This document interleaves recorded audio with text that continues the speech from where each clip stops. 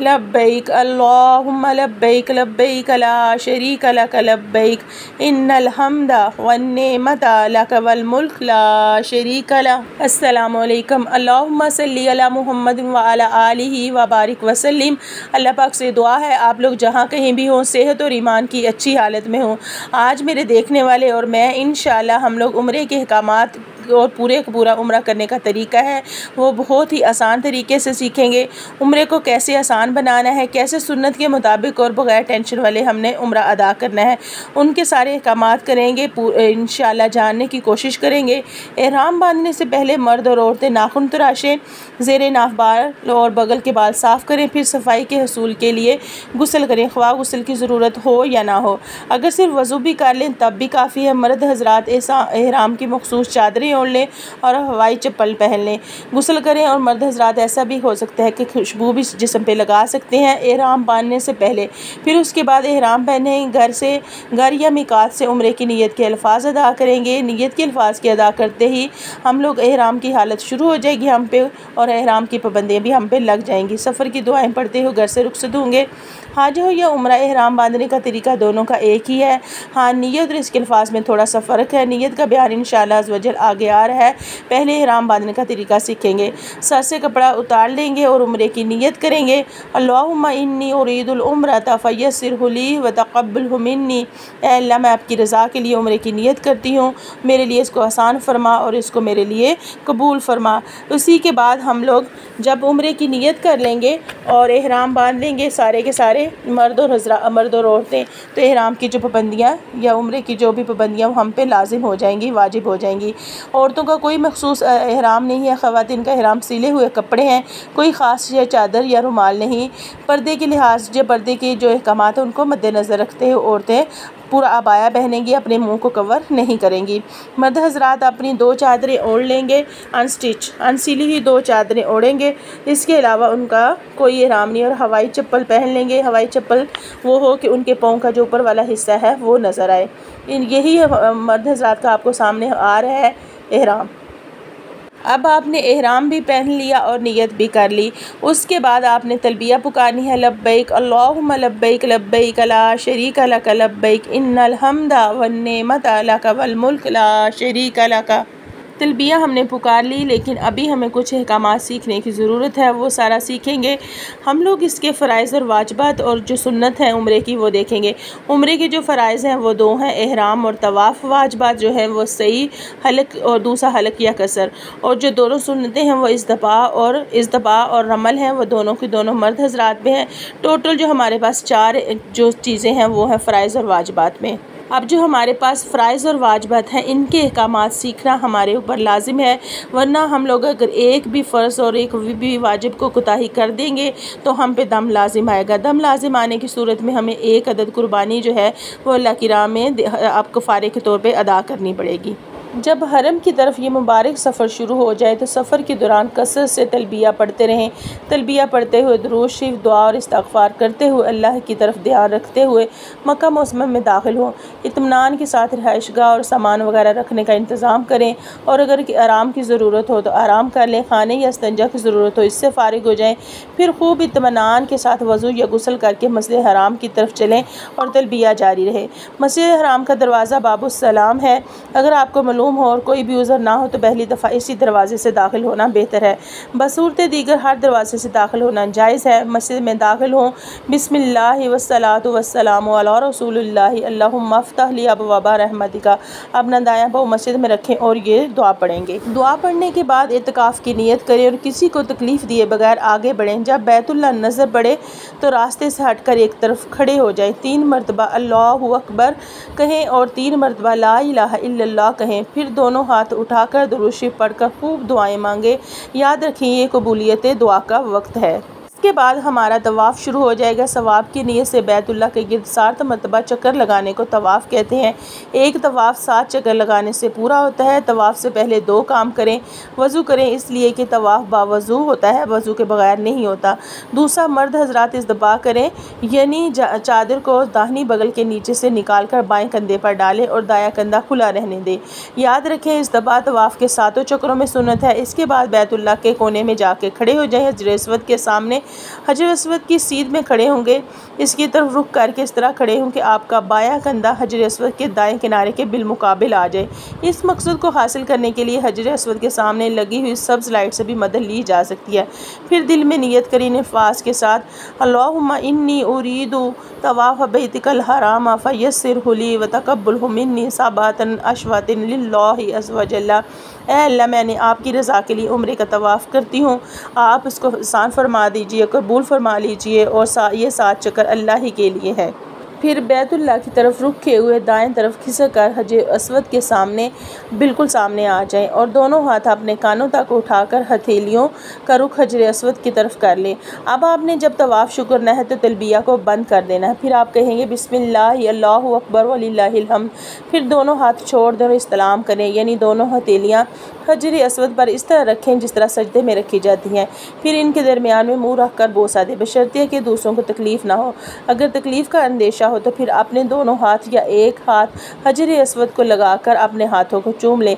अगर ये भी मुमकिन ना हो तो इशारे ही से इस्लाम करना काफ़ी है, जिसका तरीका यह है कि दोनों हाथ इस तरह उठाएं कि दोनों हथेलियों की पुश्त अपने चेहरे की तरफ हो और दोनों का अंदरूनी हिस्सा हजर अस्वद के सामने इस तरह करें कि गोया आपके हाथ हजर अस्वद पर रखे हुए हैं।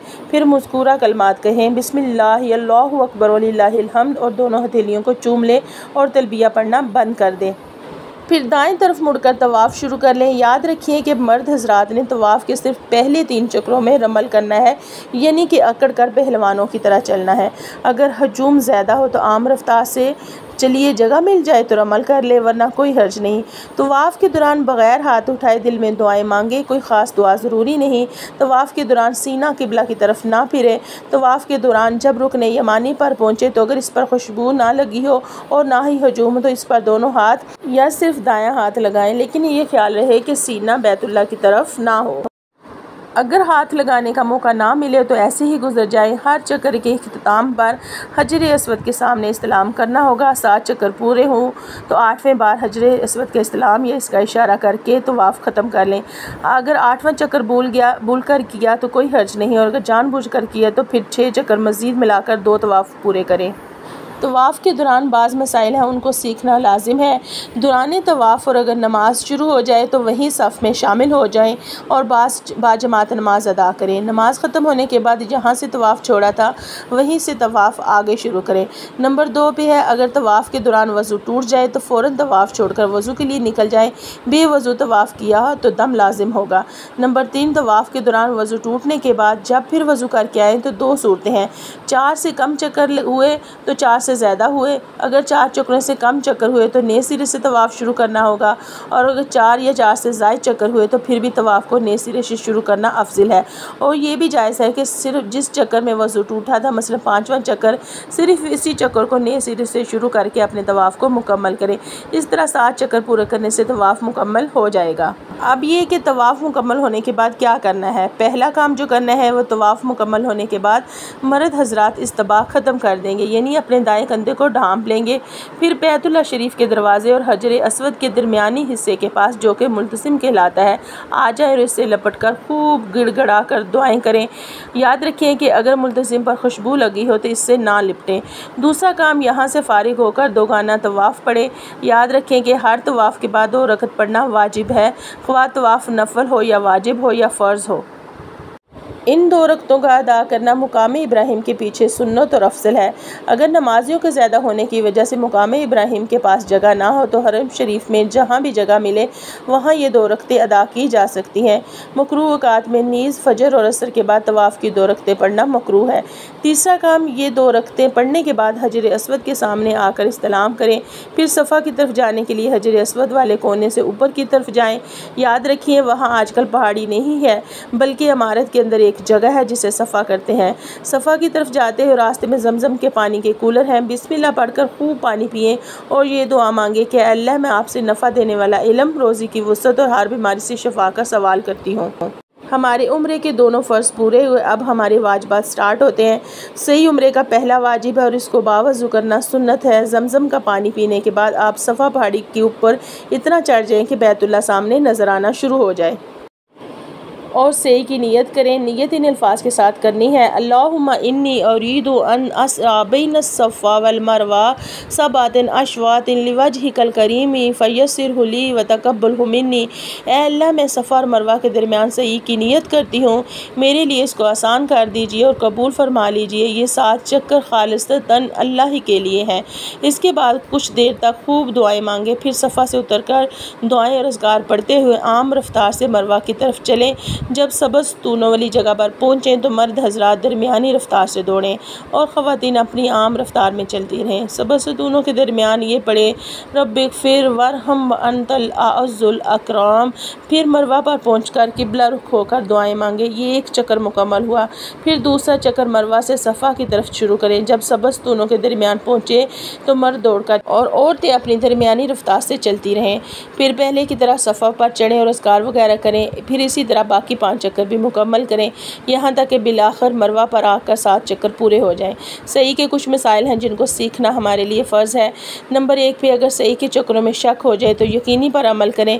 नंबर 2, अगर सही के दौरान नमाज खड़ी हो जाए तो सही छोड़कर नमाज पढ़ें या वज़ू की हाजत हो तो वज़ू करें। अगर नमाज जनाजा की अदायगी तो नमाज जनाजा अदा करें। इन अमूर से फ़ारिग होकर जहाँ से सही छोड़ी थी वहाँ से सही मुकम्मल करें। सही से फ़ारिग होकर अगर मकरूह वक्त ना हो तो शुक्राने के 2 नफल पढ़ना अफजल है। उम्रे का दूसरा वाजिब स्टार्ट होता है सर के बाल मुंडवाना या कटवाना। सही के बाद आखिरी अमल सर के बाल खुद या किसी दूसरे से हलक करवा लें। अगर कटवाएं तो भी दुरुस्त है, लेकिन हलक यानी बिल्कुल साफ़ करवाना अफजल है। और ख़वातीन सर के बाल जमा करके आखिर से उंगली के पोरे की लंबाई से कुछ ज़ायद काट लें या किसी दूसरी औरत या महरम मर्द से कटवा लें। अल्हम्दुलिल्लाह, हमारा उम्रा ख़त्म हुआ। एहराम की पाबंदियाँ जो है वो अब ख़त्म होगी। अब इसके बाद मज़ीद तवाफ़ और उम्रे करना दुरुस्त है।